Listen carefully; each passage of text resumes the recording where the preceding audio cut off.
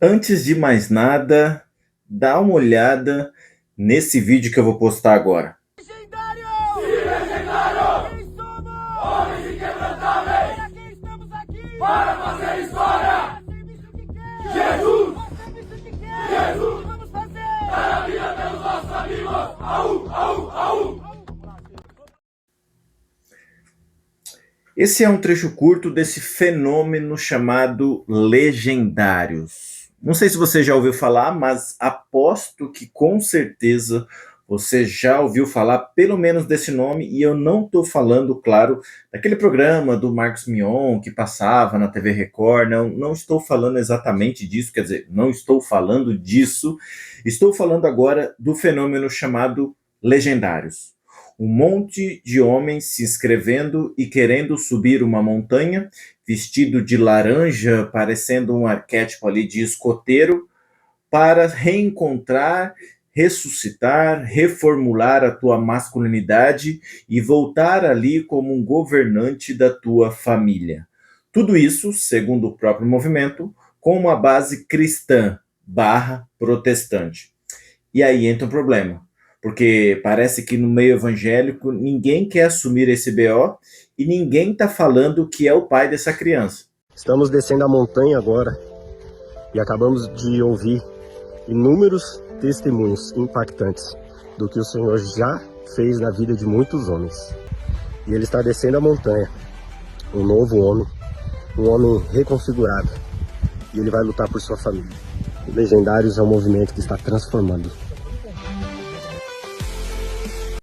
É claro que ele tem um fundador, ele tem ali um corpo, ele tem, me parece que, uma instituição por trás, mas tudo fica meio obscuro, tudo fica meio difícil acesso. Eu não sei se qualquer um pode fazer, se necessita de fato de ser convidado, mas o que eu quero falar sobre esse fenômeno, sobre essa atividade, é trazer para o meio psicológico, é a gente poder refletir aqui sobre essa situação. E uma outra também que vai linkar com outro fato extremamente preocupante, que é o do pastor Mirim, do profeta Mirim, o Miguel de Oliveira. A gente vai falar disso daqui a pouco. Voltando novamente ao Legendários, caso você não saiba, caso você esteja chegando agora, resumidamente, o Legendário é uma proposta de um encontro somente para homens, com preço não tão acessível, que, segundo as informações, variam ali em torno de 1.800, 2.000, até áreas VIPs ou eventos VIPs de 80 mil reais. Enfim, cada um vai porque quer, cada um paga o que pode, e é um evento exclusivo de homens, apesar de já surgir os movimentos das mulheres, dos legendários. E, é claro, é um nicho, é um negócio, é uma proposta. Então, assim, ninguém colocou uma arma na cabeça de ninguém, ninguém obriga, ninguém está sendo pressionado a fazer o encontro chamado Legendários, que é basicamente você compra ali todos os acessórios, compra uma espécie de ingresso e você sobe uma montanha. E aí, me parece que tem atividades parecidas com escoteiro, parecida com atividade militar, e ali se faz todo um trabalho de resgate à masculinidade, de resgate à moral, de resgate à fé. Dura-se 3 dias, então deve subir numa sexta e voltar no domingo, ou às vezes no meio da semana, dependendo de cada um. É um fenômeno que é um evento, né? É um negócio que não começou no Brasil, me parece, e já está em vários países, essas coisas todas, mas eu não estou aqui em si para criticar o movimento. Eu acho que tem negócios para tudo, tem mercado para tudo, e a fé também, há um mercado para a fé. Há um mercado também dentro da psicologia, ou dentro da masculinidade, ou dentro da feminilidade, enfim, essa questão toda. O que eu quero colocar para você é que me parece, muitas vezes, pelo que eu ouço, pelo que eu vejo, pelo que eu leio, não fui lá fazer esse encontro e não pretendo também fazer, porém, me parece muito igual aos eventos de coaching que começaram ali no início dos anos 2000, mas na década passada, né, até um pouco antes da pandemia, aquilo estava bombando e estava gerando bastante curiosidade. Eu mesmo fui atrás desse movimento, fiz algumas formações na época e cheguei a ir em alguns encontros. Então, encontros carregados de emoção, encontros carregados de amor próprio, de levante de uma autoestima, de uma autoconfiança extremamente autorreferencial, no sentido de que você pode tudo. Quando, na verdade, a gente com o tempo vai percebendo que nem sempre é assim. É um foco muito forte no prazer, no status e na autorreferência. Porém, esses eventos, e acredito que o Legendários não fuja disso, porque não tem por que fugir, sempre tem um próximo nível, sempre tem um novo livro saindo, sempre tem um curso pós-evento, sempre tem ali um novo nicho depois para que o casal faça, ou para que a mulher faça, como eu já disse, e para que as crianças façam. Então esse negócio ele vai se entrelaçando. É bem provável que haja uma esteira de produtos, assim como existiu no mundo coaching.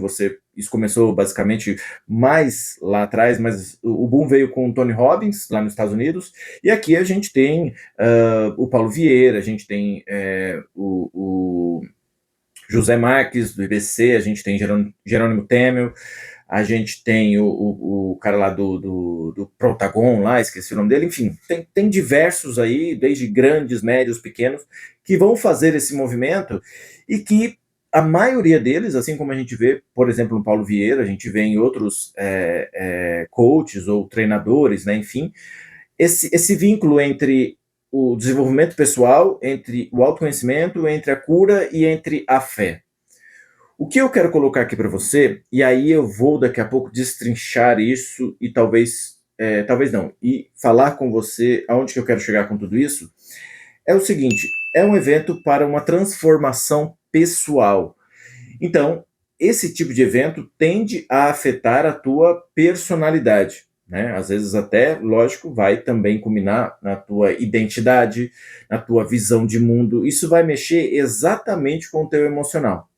O que faz com que eventos como esse sejam um foco total no extraordinário. O que não vai ajudar muito no ordinário. É aquele movimento de que muitas vezes você vai num evento como esse, você sai de lá muito empolgado, muito emocionado, com muita sede de mudança, com muitos projetos, muitos propósitos, mas o ordinário, a rotina, o dia a dia, o cotidiano, é aquela coisa. Você fez um evento, você teve uma experiência de alto impacto, porém todas as pessoas, o local que você vive, o local que você trabalha, o mundo que você está, não viveu esse impacto. E a proposta é, claro, que você cause esse impacto onde você estiver e que também traga pessoas para fazer esse evento que você fez, nesse caso, o Legendários. Porém, por muitas vezes, o ordinário, a rotina, os problemas, né, ou os sacrifícios do dia a dia, fazem com que essa pessoa se sinta sufocada. Então não é incomum que muitas dessas pessoas se sintam frustradas num curto espaço de tempo, porque o que é mexido lá, o que é alterado lá, é exatamente o emocional e não o racional. Como que eu sei disso? Porque se você está num evento como esse, você está subindo uma montanha, você está atravessando um rio, você está fazendo muita atividade física, não é incomum que, sei lá, no último dia ou no final do dia, haja ali algum momento de espiritualidade, alguma palestra, alguma pregação, enfim, o que faz com que você fique mais acessível, né? A tua emoção fique mais acessível, você fique mais vulnerável ao ouvir aquelas coisas e se motivar. A motivação, muitas vezes em eventos como esse, que me parecem, como eu estou dizendo, muito parecido com os eventos de coach, ou muito parecido com o movimento evangélico, pentecostal e neopentecostal, é um movimento que trata muito da materialidade, do sucesso, do poder, né? Como eu estava dizendo, da autorreferência, do status, do eu vou conseguir, é um novo ciclo, eu vou ter sucesso, ou vou alcançar a fama, ou vou alcançar e agora Deus vai me abençoar com a materialidade desse mundo. Eu vou governar a minha casa, vou governar a minha empresa ou as minhas empresas. Então tudo que foge disso é visto como um certo castigo. Parece um pouco com o tempo ali da época de Jesus para trás, onde se você não tivesse alguns bens, se você não tivesse um certo sobrenome, se você tivesse alguma doença, era como se você fosse amaldiçoado porque você era paralítico, amaldiçoado porque Deus não te abençoou com a fertilidade, então se você não tem filhos, você era amaldiçoado. Então, esses movimentos todos, trazendo para a modernidade, é como se você não prospera, se você não tem a tua própria empresa, se você não tem carro bom, casa boa, se você não tem bens materiais, você não é uma pessoa abençoada. Pensando nesse Legendários, eu acredito que seja mais uma possibilidade de recriar esses movimentos coaches ou esses movimentos com forte impacto emocional. Então é muita emoção, pouca razão e um foco muito grande no extraordinário e que muitas vezes vai esquecer do ordinário ou as ferramentas não são suficientes no ordinário. Caso você conheça alguém ou você tenha feito aí o Legendários, comenta aqui embaixo, diga no que eu estou certo, no que eu estou errado, se essa minha visão meio sociológica e psicológica está muito fora da realidade. Então comente aqui embaixo, já curte esse vídeo, segue o canal, tem outros vídeos sobre determinados temas. Hoje aqui, toda sexta-feira sai esse vídeo aqui que eu chamo de Café com Amaro, onde a gente bate um papo, onde eu trago temas que estão em alta, temas do cotidiano, ou às vezes reflexões em especial sobre nós, sobre as nossas relações pessoais, afetivas, amorosas, sentimentais, ou simplesmente sobre a vida. Então nós estamos aqui conversando, batendo papo, nesse programa que eu chamo de Café com Amaro. Vamos tomar um café enquanto isso.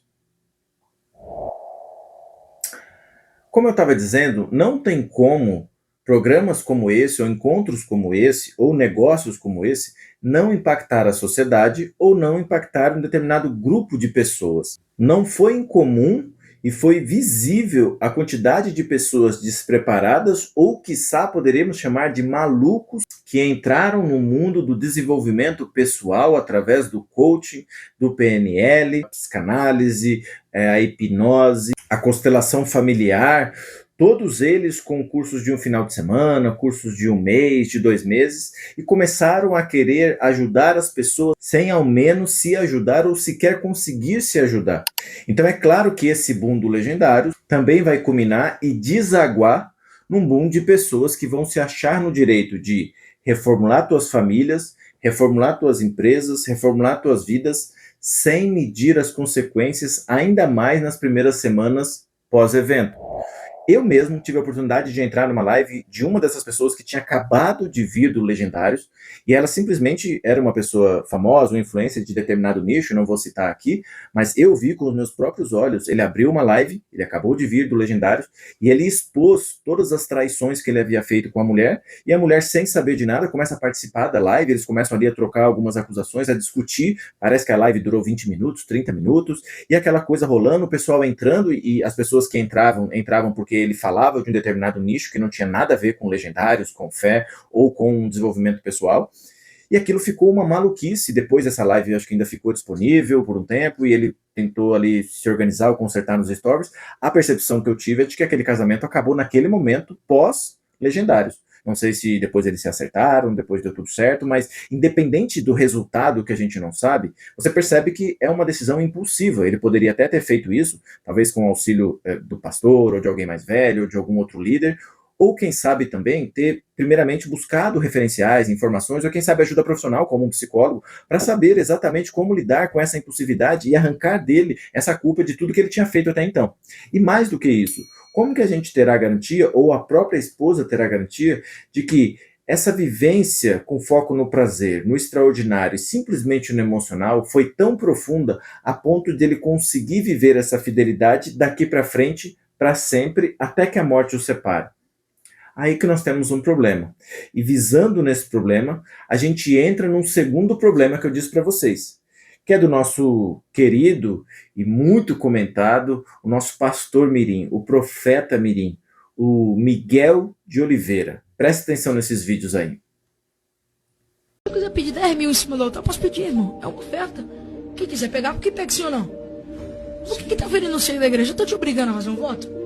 Off the king, the power, the man, the best, the fairy was off the king, the man, the best, the fairy was off the king, the man, the best, the fairy was. Meu pastor Jesus, tá amarrado. Eu tô vendo um homem de branco andando aqui dentro. Xinga, tem pessoas que ofendem. Só que eu entendi o propósito. Se fugir de novo, eu abro a cova Porque eu tenho um chamado muito grande na tua vida e tu é do altar.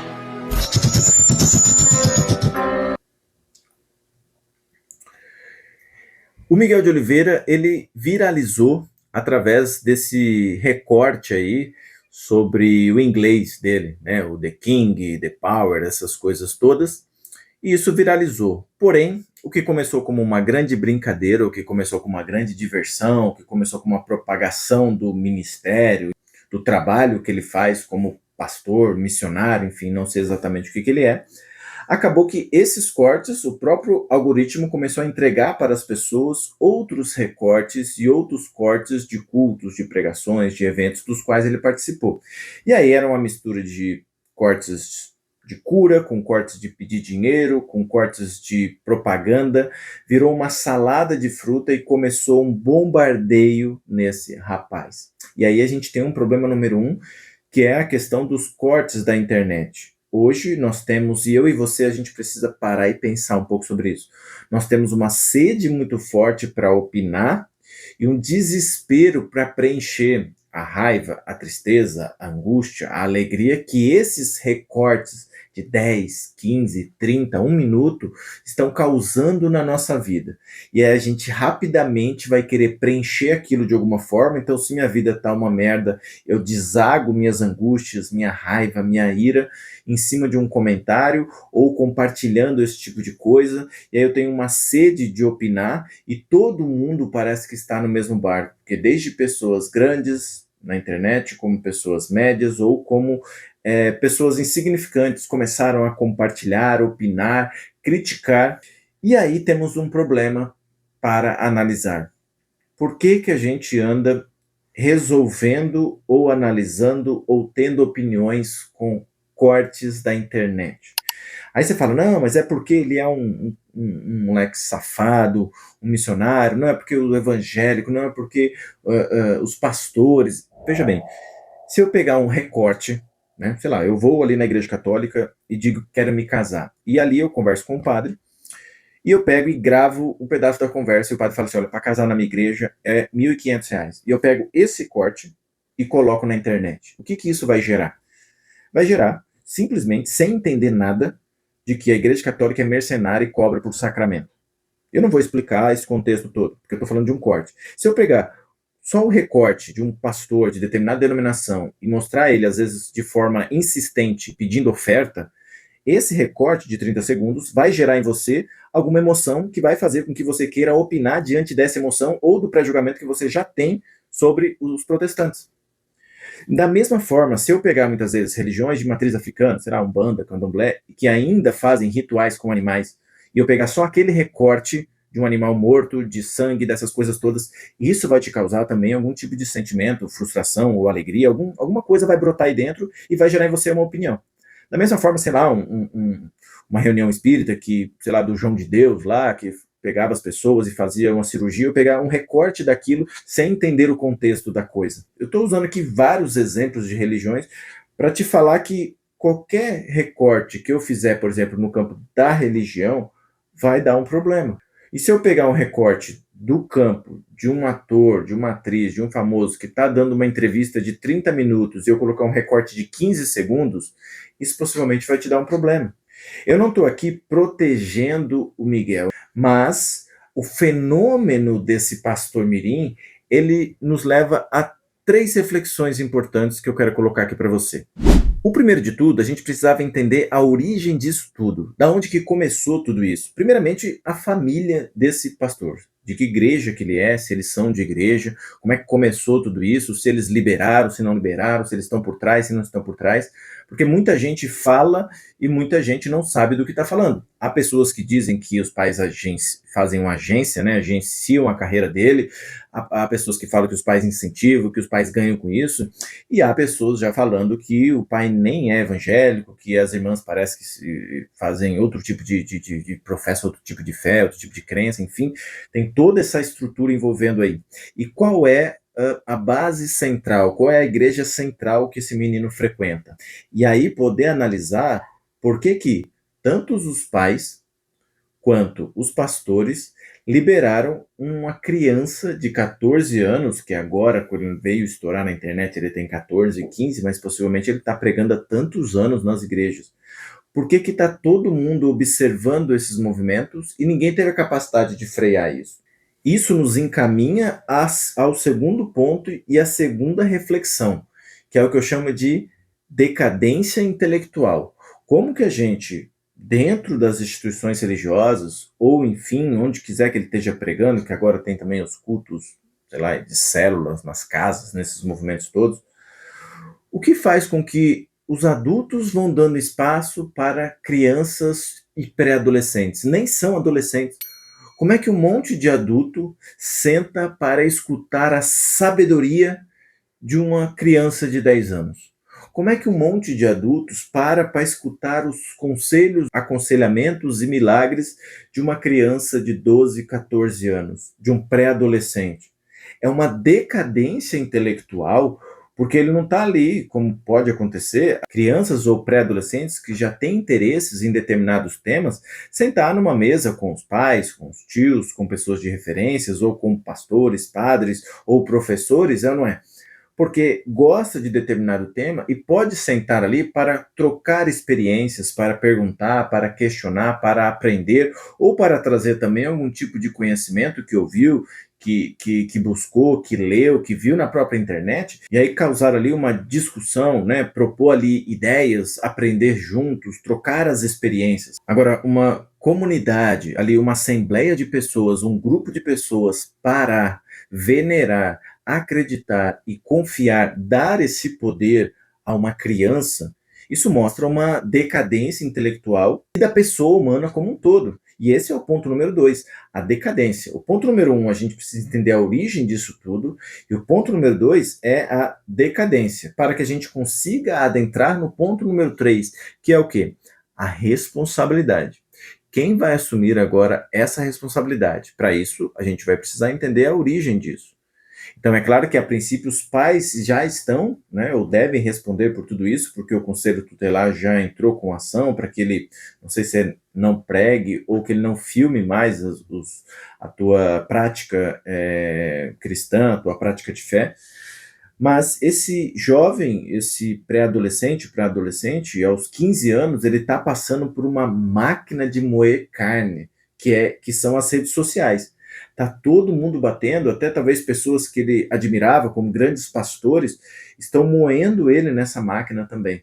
Então a responsabilidade é de todos nós enquanto sociedade, não só com esse rapaz. Porque aí vem um outro ponto nesse terceiro tópico aqui, que se chama-se responsabilidade, que é o quê? O poder público interviu e travou a carreira do garoto. E as crianças que estão dançando funk? E as crianças que estão cantando funk? E as crianças que estão em shows? E as crianças que estão aí sofrendo assédio, que estão na prostituição?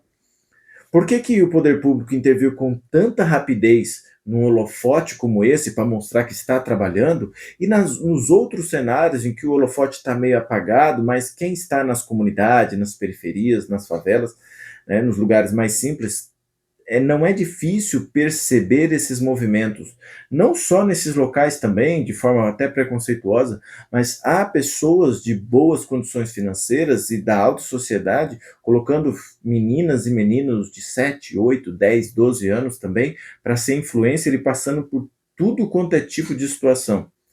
E milhares de seguidores, adultos, aplaudindo, rindo, falando, elogiando e incentivando essas pessoas. E aí, essa responsabilidade também não conta? O freio que foi usado com esse garoto também não vai ser usado com os outros, que talvez muitas dessas crianças estão fazendo coisas piores do que esse menino? É claro que quando a gente pega os recortes, é assustador a gente ver a questão das ofertas, da propaganda, dos movimentos ali, até parece que ele está repetindo muitas vezes aqueles cultos neopentecostais que a gente via na TV na década de 90, início dos anos 2000, o que, assim, é uma fé, né? É um culto, uma liberdade religiosa que eles podem exercer. O problema é claro, quando você vai para as redes sociais, isso aqui é uma máquina de moer carne. A questão é quem vai se responsabilizar e o que vai ser desse menino daqui para frente. Precisamos falar mais sobre isso. Então, para finalizar, o que eu quero dizer para você é o seguinte: a gente está olhando para o garoto que simplesmente se perdeu num mundo de ideais e de incentivos dos adultos que estavam por perto, mas eu acredito que, olhando para os adultos lá na frente, que aos 30, 40, 50, 25 anos, sei lá, na fase adulta, chefes de famílias, homens que precisam trabalhar, sustentar teus lares, amar suas esposas, enfim, tomar novos rumos na vida e também ser fiel e servir com afinco e amor no cotidiano, no ordinário, estão, sei lá, aos 40 anos de idade, aos 30 anos de idade, subindo uma montanha para aprender a ser homem, amar as tuas esposas e sustentar as tuas casas. Isso indica para nós que estamos indo por um caminho muito ruim e que, ao sair da montanha, eles vão sair cheio de uma estrutura emocional, o que talvez não vai dar sustância e substância para um eu substancial que vai viver no cotidiano, no dia a dia, enfrentando os desafios, não ali aquele desafio controlado da montanha, mas o desafio inconstante e às vezes sem alinhamento do dia a dia. Esse daqui, sim, é um grande desafio. Então, talvez o pastor mirim seja um reflexo de homens adultos que não estão cumprindo os seus deveres ou sequer entenderam quais são os seus deveres. E aí, claro, se você está lá em cima, se você está no meio da tua vida, né, se você está no meio da jornada e você não entendeu nada, é muito fácil que um garoto, que um menino, que uma criança roube a cena, faça um show, faça um espetáculo e convença todo mundo de que aquilo ali é uma verdade. Porém, uma verdade com V minúsculo. E por fim, eu quero dizer para você que, mais do que subir a montanha, talvez esses 3 livros que eu vou deixar aqui embaixo, no começo aqui da descrição do vídeo, eles vão te ajudar muito mais a refletir talvez sobre vida adulta, personalidade madura, masculinidade, e vão te ajudar no ordinário da vida, da tua montanha diária, não da tua montanha como um grande encontro de um fim de semana. Acredito que eles podem te ajudar demais, além, claro, da própria psicoterapia, da própria ajuda terapêutica, que é uma ajuda semanal, porém com reflexo no cotidiano. Acredito que isso te ajude muito mais do que um grande encontro, mas a vida é tua, o dinheiro é teu, você pode fazer o que você quiser. Você pode tanto subir uma montanha para talvez se reencontrar, se ressignificar, ou talvez você pode pegar o teu microfone e viver como o Miguel Oliveira aí, tentando aí passar a tua mensagem do teu jeito e, claro, sofrendo as consequências, porque a liberdade nos dá responsabilidade. E por fim, eu quero dizer para você que eu vou deixar aqui mais 2 vídeos do meu canal para que você possa maratonar aí e aprender muito mais sobre isso e outras situações aí do teu cotidiano que vão ajudar na tua personalidade. Um forte abraço.